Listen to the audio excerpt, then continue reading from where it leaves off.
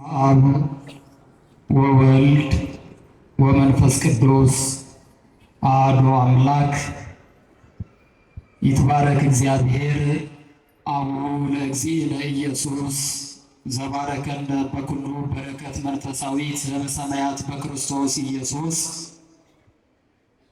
ክቡር መጋቤ ብስራት ቀሲስ አክሊሉ ወረሰ የካቴድራላችን ዋና ጸሐፊ፣ ክቡራን ሊቃውንተ ቤተ ክርስቲያን አባቶቻችን ካህናት፣ ወንድሞችን ላይካነ ምስጢር ዲያቆናት፣ አምላከ ምሕረት እግዚአብሔር በሀብት ስቦ በረድኤትም አቅርቦ በቅድስናው ስፍራ የሰበሰባችሁ እግዚአብሔር የሚወዳችሁ እግዚአብሔርን የምትወዱት የእግዚአብሔር ልጆች ምእመናንና ምእመናት በወደደንና ባፈቀረን በአምላካችን ፍጹም ሰላም እንደምን አደራችሁ?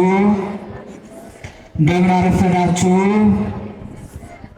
የቸርነትና የይቅርታ የምሕረት ባለቤት የሆነው አምላካችን እግዚአብሔር ሌሊቱን በሰላም አሳድሮ እኛንም ጠብቆ በቅድስናው ስፍራ በቤተ መቅደሱ አምልኮቱ በሚፈጸምበት በቤቱ ስለሰበሰበን ክብርና ምስጋና አምልኮትና ውዳሴ ለገናናው ስሙ ይሁንልን። አምላካችን እግዚአብሔር ከአንስተ ዓለም መርጦ ከፍጥረታት ሁሉ አልቆ እናቱ ያደረጋት ምልዕተ ጸጋ ምልዕተ ክብር የዓለም ሁሉ መክበሪያ አደፍ ጉድፍ ነውር ነቀፋ የሌለባት እናታችን እመቤታችን ወላዲተ አምላክ ቅድስት ድንግል ማርያምን ስሟ የተመሰገነ ይሁንልን። አነ ውእቱ ብርሃኑ ለዓለም፣ የዓለም ብርሃን እኔ ነኝ። የዮሐንስ ወንጌል ምዕራፍ 9 ከቁጥር 5 የምንማማርበት የትምህርታችን ርዕስ የሚሆነው ይህ ነው። በቅዳሴውም ላይ ካህኑ ያነበቡት የዕለቱ ወንጌል ነው። ለማስታወስ ያህል ዘመነ አስተምህሮ ላይ ነው ያለነው። ከዘመነ አስተምህሮ የዛሬው ዕለት የዛሬው ሰንበት ደግሞ መጻጉዕ በመባል ይታወቃል። ይህ መጻጉዕ የሚለው አብይ ጾም አራተኛው ሳምንት የሚከበረው ሳይሆን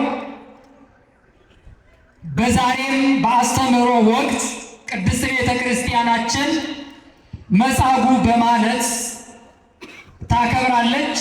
ማለትም ጌታችን አምላካችን መድኃኒታችን ኢየሱስ ክርስቶስ ለሕሙማን ፈውስን የሰጠበትን፣ ዓይን ለሌላቸው ዓይን በመስጠት፣ ጤና ለሌላቸው ጤና በመስጠት፣ በደዌ ሥጋ በደዌ ነፍስ የተያዙትን የፈወሰበትን ወቅት ሁለት ጊዜ ከዓመት ይከበራል። ያ ማለት ሌላ ጊዜ አይነሳም ማለት አይደለም። ነገር ግን በተለየ ዕለት በተለየ ቀን ለሕሙማን ድነት የሰጠበት ዕለት ይታሰባልና ይህ የዛሬው ዕለት ጌታችን አምላካችን መድኃኒታችን ኢየሱስ ክርስቶስ ከእናቱ ማኅፀን ጀምሮ እውር ሆኖ ልሙጥ ሆኖ የዓይን ቅርጽ በግንባሩ ላይ ሳይሳልበት የተወለደውን ያንን ሰው ያዳነበት ዕለት ተብሎ በዛሬም ቀን ይታሰባል ማለት ነው። እኔ የዓለም ብርሃን ነኝ አለ። እውነት ነው። ጌታ የዓለም ብርሃን ነው። ጌታ የሰው ሁሉ እውቀት ነው። አምላካችን ማያችን ነው። አምላካችን ዓይናችን ነው። ፍጥረታት ሁሉ ከሰማይ በታች ከምድር በላይ ያለው ሁሉ የሚመለከተው ብርሃንን ያገኘው ከእግዚአብሔር ከኢየሱስ ክርስቶስ ነው። መላእክት ብርሃናቸው ክርስቶስ ነው። ደቂቀ አዳም ብርሃናችን እግዚአብሔር ነው። ለእንስሳት ለአራዊት ሁሉ ሳይቀር ስለሆነ ጌታ ምን አለ? እኔ የዓለም ብርሃን ነኝ አለ። የዓለም ምን ነኝ አለ? ክርስቲያኖች የዓለም ምን ነኝ አለ? የዓለም ብርሃን ነኝ አለ። ይሄ ዛሬ እኛ የምናይበት ፀሐይ፣ በሌሊት የሚያበራልን ጨረቃ፣ ከጨረቃ ጋር የምናያቸው ከዋክብት ብርሃናቸውን ያገኙት ከእግዚአብሔር ነው። ከማን ያገኙት? ከእግዚአብሔር ነው ያገኙት። ከባህሪው ከሚገኝ ብርሃን የሰናፍጭ ቅንጣት ታህል ለብርሃናት ሳለባቸው ይላል። ለፀሐይ፣ ለጨረቃ፣ ለከዋክብት ከእግዚአብሔር ከብርሃኑ የተገኘ ጥቂት ብርሃን ተስሎባቸው ነው ለዓለም የሚያበሩት፣ ለእኛ የሚያበሩት ለራሳቸው ብርሃን ሆነው ማለት ነው። ከዚያ ወረድ ስንል ደግሞ እኛ የሰው ልጆች ብርሃንን ያገኘነው ከእግዚአብሔር ነው። እግዚአብሔር አዳምን ከፈጠረው በኋላ ይላል ከምድር አፈር አበጀው። ከዚያ በኋላ የሕይወትን እስትንፋስ እፍ አለበት። ያችን እፍታ ሕያዊት ነፍስ ከእግዚአብሔር የተገኘች ብርሃን ነበረች ይላል። ከማን የተገኘች ብርሃን ነች? ክርስቲያኖች ከእግዚአብሔር የተገኘች ብርሃን ነች። ስለዚህ ክርስቶስ ብርሃናችን ነው። እግዚአብሔር ብርሃናችን ነው። ለዓለም ሁሉ ብርሃን ነኝ እኔ ሲል ጌታ ለሰው ሁሉ እውቀትም ነኝ ማለቱ ነው። ምን ማለቱ ነው? ክርስቲያኑ እውቀት ማለት ነው። በመጀመሪያ ትርጓሜ እግዚአብሔር ኢየሱስ ክርስቶስ የዓለም ብርሃን ነኝ ሲል ይህ የምናየው ብርሃን፣ የምንመለከት ብርሃን ይህንን የሰጠሁት እኔ ነኝ ሲል ነው። በሌላ ትርጓሜ ደግሞ የዓለም ብርሃን ነኝ ማለት የሰው ሁሉ እውቀት እኔ ነኝ ማለቱ ነው። ዓለም ማለት ይሄ የምናየው የምንመለከተው የምንኖርበት ግዙፉ ዓለም ብቻ አይደለም። የሰው ልጅ ዓለም ይባላል፣ እኛ ዓለም እንባላለን። ስለሆነ ለሰው ሁሉ እውቀቱ እኔ ነኝ። እውቀትን ያገኘነው ከእግዚአብሔር ነው። እግዚአብሔር እውቀታችን ነው። በስጋዊ እውቀት፣ በመንፈሳዊ እውቀት እንድናውቅ ያደረገን እውቀታችን እግዚአብሔር ነው። ለቅዱሳን እውቀታቸው ኢየሱስ ክርስቶስ። ለዚያ ነው ጌታ ፀሐይ ዘዘልፈ ያበርህ ድበ ቅዱሳን፣ በቅዱሳን ላይ የሚያበራ እውነተኛ ፀሐይ ነው ብሎ ለሐዋርያት በመጽሐፈ ኪዳን ላይ የነገራቸው ለዚህ። ስለዚህ ክርስቶስ የዓለም እውቀት ነው፣ የዓለም ብርሃን ነው፣ የእኛ እውቀት ነው፣ የቅዱሳን እውቀት ነው። ለእንስሳቱ ለአራዊቱ ሳይቀር ደመነፍስ ላላቸው እንኳን ለደመነፍሳቸው የሚመጥንን እውቀት የሰጣቸው ለደመነፍሳቸው እውቀት የሆናቸው እግዚአብሔር። ስለዚህ እኔ የዓለም ብርሃን ነኝ አለ ጌታ። የዓለም ምን ነኝ አለ? ክርስቲያኖች የዓለም ብርሃን ነኝ አለ። የዓለም እውቀት ነኝ አለ። እውቀታችን ነው፣ ብርሃናችን ነው። ሁሉን የምናውቅበት፣ ሁሉን የምንመረምርበት፣ ሁሉን የምንረዳበት፣ የምናስተውልበት እውቀታችን እግዚአብሔር ነው። ስለሆነ እግዚአብሔር ኢየሱስ ክርስቶስ የዓለም ብርሃን ነው። ለሁላችንም ብርሃን የሆን ክርስቲያኖች ይህንን ያህል ካልኳችሁ ወደ ዕለቱ ወንጌል ታሪክ እንሂድ። በቅዳሴ ላይ ካህኑ ያነበቡት የዮሐንስ ወንጌል ምዕራፍ 9 ከቁጥር 1 ጀምሮ እስከ ፍጻሜ ያለው ታሪኩ የሚያጠነጥነው ስለ አንድ ሰው ነው። እንደነገርኳችሁ ወእንዘ ይሃልፍ እምህዬ እግዚእ ኢየሱስ እምህዬ፣ ጌታችን ኢየሱስ በዚያ ሲያልፋል። በዚያ ሲያልፍ ከእናቱ ማኅፀን ጀምሮ እውር ሆኖ የተወለደ አንድ ሰውን አገኘ። በዚያ በተመረጠው ዓመት በማዳን ዕለት ክርስቶስ ሰው በሆነበት የምስራች ወንጌል በሚሰበክበት በዚያ በተመረጠ ዕለት ጌታችን አምላካችን መድኃኒታችን ኢየሱስ ክርስቶስ በዚያ አለፈ ይላል። በየት አለፈ? እንደ ወንጌሉ በዚያ አለፈ ነው። ቦታውን አይጠቁም። በመንገድ እንዳለፈ ግን ይናገር። በዚያ መንገድ ሲያልፍ ከእናቱ ማኅፀን ጀምሮ አንድ ዕውር ሆኖ የተወለደ ሰው አገኘ። ይህ ሰው ከተወለደ በኋላ ዓይኑ በልዩ ልዩ አደጋ የጠፋበት ሰው አይደለም። ከእናቱ ማኅፀን ጀምሮ ዕውር ሆኖ የተወለደ ዕውር ሆኖ የተወለደ ብቻ አይደለም። የዓይን ቅርጽ የዓይን ምስል በግንባሩ ላይ ያልተሳለበት ሰው ነበር እና ጌታ በሚያስተምርበት ጊዜ ይህ ሰው በጎዳና ተቀምጦ ይለምናል። ጌታ ተመለከተው። ደቀ መዛሙርቱ ሐዋርያት አዩ። ሲመለከቱት እነሱ ከዚህ አስቀድመው የሚያያቸው ዕውራን የዓይን ቅርጽ አላቸው። ዓይናቸው ወይ ፈሶ የዓይን ምስል ኑሯቸው ብርሃናቸውን ያጡ ናቸው። ይህ ሰው ግን ቀድሞ ከሚያውቁት የተለየ ፍጥረት እና ገረማቸውና ወደ ጌታ ዞር ብሎ ጌታን ምን አሉት? በኃጢአተ መኑ ተወልደ ዝእው፣ ጌታ ሆይ ይህ ሰው በማን ኃጢአት ነው እንደዚህ የሆነው? በዘርእሱኑ በእሱ ኃጢአት ነው ወይም በዛ አስማዱ ወይስ በራሱ ኃጢአት? ለምን ከዚህ አስቀድሞ ተነግሮ ኃጥአን እማይጸን ኃጥአን ከማይጸን ጀምሮ ተለዩ የሚል ጽሑፍ አንበዋል። ሐዋርያ ያውቃል። ምናልባት እግዚአብሔር ወደፊት የሚሰራውን ኃጢአቱን አውቆ ለዚያ ቀጣቂው እንደዚህ ያደረገው ወይስ በዘመኖቹ ኃጢአት? የባለጸጎች ልጆች በእናት በአባቶቻቸው በደል ልጆቻቸው ይሞታሉ የሚል ጽሑፍ አለ። ምናልባት በዚያ ይሆን ብሎ ጌታን ሲጠይቁት ጌታ ምን አለ? ውእቱ አበሰ፣ እርሱ አልበደለም። እንዴት ደስ ይላል! እስኪ እሱ አልበደለም በሉ። ኧረ በደንብ በሉ። እሱ አልበደለም። እንደው አልበደሉም ይበለን እስኪ እግዚአብሔር።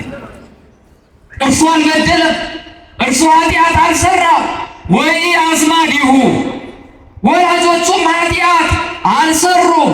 ዳእሙ ከመ ያስተርኢ ግብረ እግዚአብሔር በላዕሌሁ፣ ነገር ግን አላቸው፣ ነገር ግን የእግዚአብሔር ሥራ በእርሱ ይገለጥ ዘንድ እንደዚህ ሆኖ ተወለደ። የእግዚአብሔር ሥራ በእርሱ ይገለጥ ዘንድ ለካ ይህ ሰው እንዲሁ ሆኖ የተወለደው ክርስቶስ ሰው ሆኖ ከሦስቱ አካላት አንዱ ወልድ እግዚአብሔር ኢየሱስ ክርስቶስ ሥጋ ለብሶ በምድር ሲመላለስ ተአምራት እያደረገ ተአምራቱን አይተው አናምንም ላሉት መፈራረጃ ይሆን ዘንድ እና የእርሱ ሥራ ጌትነቱ ተአምራቱ በእርሱ ይገለጽ ዘንድ ይህ ሰው እንደዚህ ሆኖ ተወለደ። ለምን? ጌትነቱን የማያምኑ ከማመን የዘገዩ አይምሯቸው የዛለ የእግዚአብሔርን ድንቅ ሥራ ከማስተዋል የሰነፉ አይሁድ ስላሉ። ለምን አላመናችሁበትም ሲባል ምን አይተን እንመን ብለው ይመልሳል። ምን ነው ከእናቱ ማኅፀን ጀምሮ የዓይን ቅርጽ ሳይሳልበት የዓይን ምስል ሳይኖረው ዓይኑን ሲያበራለት ተአምራት እየተደረገ ይህንን እያያችሁ አይታችሁ ለምን አላመናችሁም ተብሎ መልስ ያጡ ዘንድ በአይሁድ መፈራረጃ ሊሆንባቸው ይህ ሰው ዕውር ሆኖ ተወለደ። ጌታ እንዲህ ብሎ አልቀረም። የእግዚአብሔር ሥራ በእርሱ ይገለጽ ዘንድ ካለ በኋላ ወገብረ ጽቡረ በምራቁ እግዚእ ኢየሱስ ይላል። ወዲያው ይህን ከተናገረ በኋላ ጌታ ምን አደረገ? ምራቁን መሬት ላይ እንትፋለና ጭቃውን አፈሩን በምራቁ ለውሶ ወቀቦ አይንቱ አይኑን ቀባ። አይኑን ምን አለው? ቀባው፣ ሳለበት፣ የአይን ምስል አደረገበት። መጀመሪያ ልሙጥ ነውና የአይን ምልክት ስለሌለው ምስል ሳለበት፣ ቀረጸበት። ከዚያ በኋላ ምን አለው? ሁር ታጸብ በምጥማቃተ ሰሊሆ። እንደዚህ ካደረገ በኋላ ምን አደረገ? ወደ ፈሳሽ ውሃ ሂድና ታጠብ አለው። ወደ ፈሳሽ ውሃ ሄደ፣ ወደ ወንዝ ሄደ፣ እየተመራ ሄደ። በውሃው ታጠበ። ልክ በውሃው ሲታጠብ ያ ልሙጥ የነበረው የአይን ምስል የነበረው ግንባር የነበረው አጥንት የነበረው ሰውዬ አይን ተሰርቶለት አይን ኑሮት እያየ እየተመለከተ ወደ ቤቱ ተመለሰ ይላል። ክብርና ምስጋና ለአምላካችን ይሁን። ተመለከተ፣ አየ፣ በቃ አይን ተፈጠረለት። አባቶቻችን መተርጉማን ምን ይላሉ? ይህ ሰው እንደዚህ የሆነው የአራቱ ባህሪያት አለመተካከል ነው ይላል። መቼም ታውቃላችሁ ሁላችን የተሰራ ነው ከአራቱ ባህሪያት ነው አይደለም? ከመሬት፣ ከውሃ፣ ከእሳት፣ ከነፋስ ከነዚህ የወጣ ፍጥረት የለም። እኛም የተገኘነው ከዚህ ነው እና የነፋስ ባህሪ አንሶት ነበረ ይላል። የምን ባህሪ አልኳችሁ? የነፋስ ባህሪ አንሶበት ነበረ ይህ ሰውዬ ሲወለድ ማለት ነው። እና ልክ ጭቃውን ቀባው፣ ሂድ ታጠብ አለው። እያየ እየተመለከተ አይኑ በርቶለት መጣ። ሲመለስና ሲመጣ ነፋስ በሁሉ ሙሉ ስለሆነ የነፋስ ባህሪ ወዲያውኑ ተስተካከለለትና ጤናማ ፍጹም ብርሃን ያለው አይን ተሰጠው። ያስደንቃል። እንዲህ አይነት ተአምራት፣ ጥቃቅን ተአምራት ክርስቶስ ሰው ከመሆኑ እግዚአብሔር ሥጋ ከመልበሱ አስቀድሞ ልዩ ልዩ ነቢያት በየዘመናቸው በየጊዜያቸው ተአምራት አድርገዋል። ነገር ግን አይን ያብሩ ለምጻም ያንጹ እንጂ እንዲሁ ሆኖ ተወልዶ የአይን ቅርጽ ቀርጸው አይን የሌለውን አይን ሰርተው ያበሩ ነቢያት ግን አልተነሱ። ለምን? ይሄ የአምላካዊ ኃይል ስለሆነ መለኮታዊ ኃይል ስለሆነ የጎደለውን መሙላት የሚችለው ራሱ ባህሪው እግዚአብሔር ስለሆነ። ለምን? ሰውን ከአራቱ ባህሪያተ ሥጋ ከአምስተኛ ባህሪየ ነፍስ የፈጠረ እግዚአብሔር ነውና የጎደለውን ባህሪ ደግሞ መሙላት የሚችለው እርሱ ስለሆነ ክርስቶስ ይህንን አደረገ። አባቶቻችን ቅዱሳን፣ አባቶቻችን ሐዋርያት፣ አባቶቻችን ነቢያት ተአምራት ሲያደርጉ ባለው ላይ ነው። አስተውሉ ክርስቲያኖች። ቅዱስ አይን ሲያበሩ ምናልባት አይኑ በልዩ ልዩ አደጋ የጠፋበትን ሊሆን ይችላል። ክርስቶስ ግን ተአምራት ሲያደርግ ከዚህ በተለየ ከዚህ ልዩ በሆነ ከአእምሮ ከሐሳብ በላይ በሆነ ስራ ተአምራትን ያደርጋልና ይህንን ሰው አይኑን አበራል፣ ብርሃንን ሰጠው።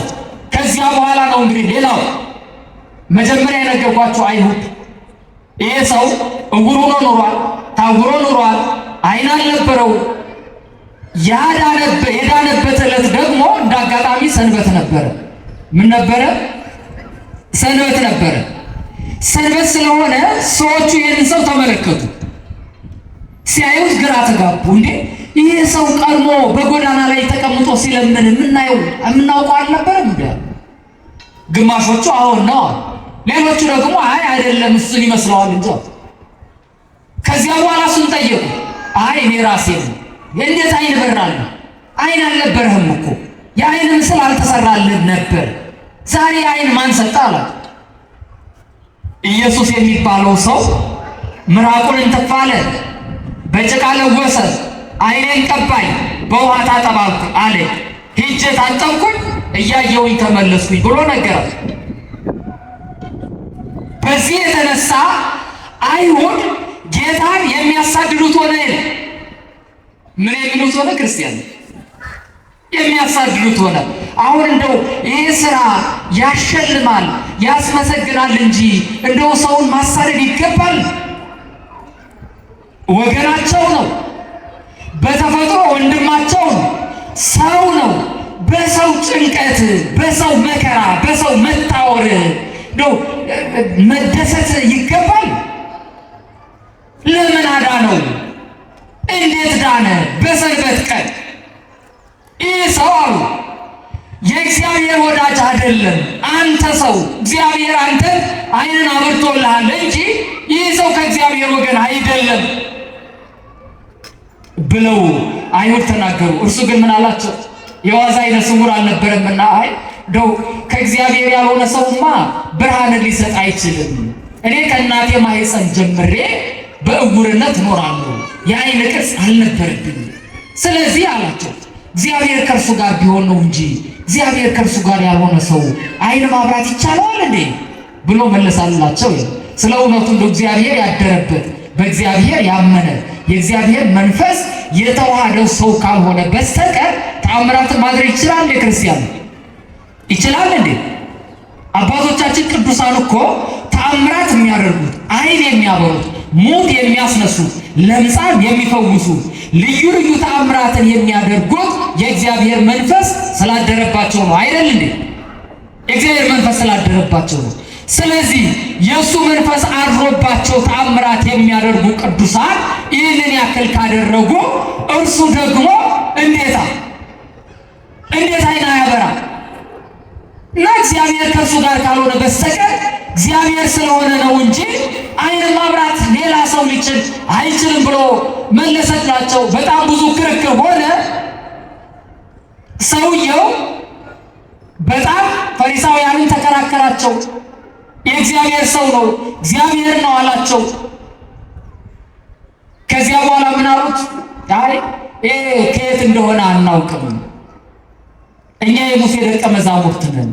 ለሙሴ እኮ እግዚአብሔር እንደተነጋገረው እናውቃለን። 570 ጊዜ በተራራ ላይ ተገልጦ ደብረ ሲናን እያነደደ የተራራውን ራስ በጢስ በቆባ በጨለማ በነፋስ ሸፍኖ ከሙሴ ጋር ሲነጋገር እግዚአብሔር ሙሴን ተነጋግሮታል። ስለዚህ እሱ ደቀ መዛሙርት ነን። ይህ ግን ከወዴት እንደሆነ አናውቀውም አሉት። ሎቱ ሰባ እርሱ ግን ሙሴን ያነጋገረው ከአባቱ ጋር እነርሱን የፈጠረ እነርሱን ከግብፅ ያወጣ አምላካቸው ነበረ። ግን እነሱ አላመኑበትም። እርሱ ግን ምን አላቸው? እኔ አምንበታለሁ ብሎ ሲናገር አንተ እውር ብለው ሰደቡት። እውር ብለው ሰደቡት ይላል። ክርስቲያኖች እንደው መሳደብ አይገባም። ይልቁንም በስጋ ላይ ባለ ነው፣ በስጋ ላይ ባለ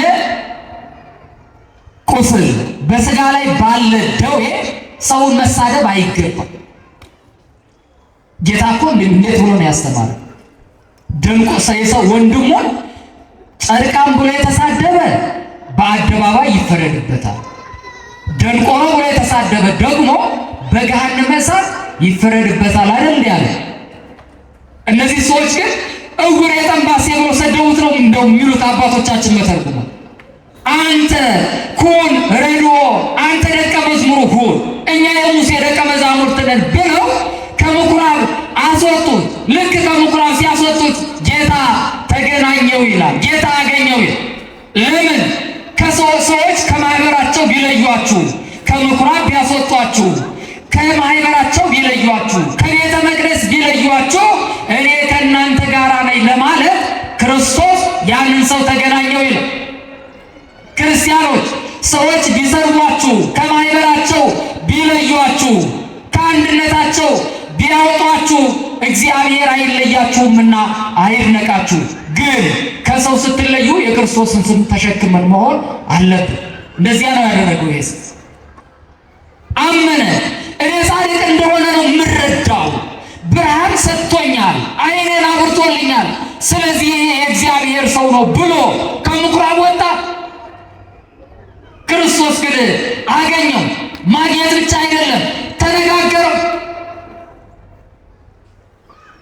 ይህንን ብርሃን የሰጠህን ዓይንን ያበራልህን ሰው እርሱ እግዚአብሔር ነው፣ በእርሱ ልታምን ይገባሃል። አምንበት ዘንድ ማን ነው አለ። የሚነጋገርህ ዓይንህን ያበራልህ ፊት ለፊቱ ቆሞ የምትመለከተው እርሱ ነው ብሎ ሲናገር አመንኩ እግዚእ ጌታዬ ሆይ አመንኩ ብሎ ከጫማው ወደቀ። አባቶቻችን በተርጉማን የመላእክት ስግደት፣ የማርያም እንተ እፍረት ስግደት፣ የዚህ የሰው ስግደት፣ የሐዋርያት ስግደት አንድ አይነት ስግደት ነው። ለምን? የባህሪ አምላክነቱን አውቀው ሰግደዋልና ብለው ያመሰጥራሉ። ስለዚህ ይህ ሰው የእግዚአብሔር ድንቅ ሥራ ተገለጠበት፣ እግዚአብሔርን አወቀ፣ የእግዚአብሔርን አምላክነት አውቆ የባህሪ ስግደት ሰገደለት። ከዚያ በኋላ ከ72ቱ አርድእት እንደ አንዱ ተቆጥሮ እግዚአብሔርን የሚያገለግለው ሆነ። ይህ ነው። ክርስቲያኖች በልዩ ልዩ ደዌ፣ በልዩ ልዩ በሽታ፣ በልዩ ልዩ ጭንቀት ሆነን እግዚአብሔርን ጠርተነው እግዚአብሔር ደግሞ ሃይማኖታችን እንዲጸና የባህሪ አምላክነቱን አውቀን እንድንሰግድ የዓለም ብርሃንነቱን የዓለም እውቀትነቱን አውቀን እንድንከተለው እግዚአብሔር በሕይወታችን ዛሬም እኮ አንዳንድ ተአምራትን ያደርጋል አይደለም? እናንተ የምታውቁት ለሰው የማትነግሩት እግዚአብሔር የሚያውቀው ከእግዚአብሔር ጋራ እግዚአብሔር ያደረገላችሁ እናንተ የምትረዱት ተአምር በሕይወታችሁ ሊደረግ ይችላል፣ ወደፊትም ይደረጋል።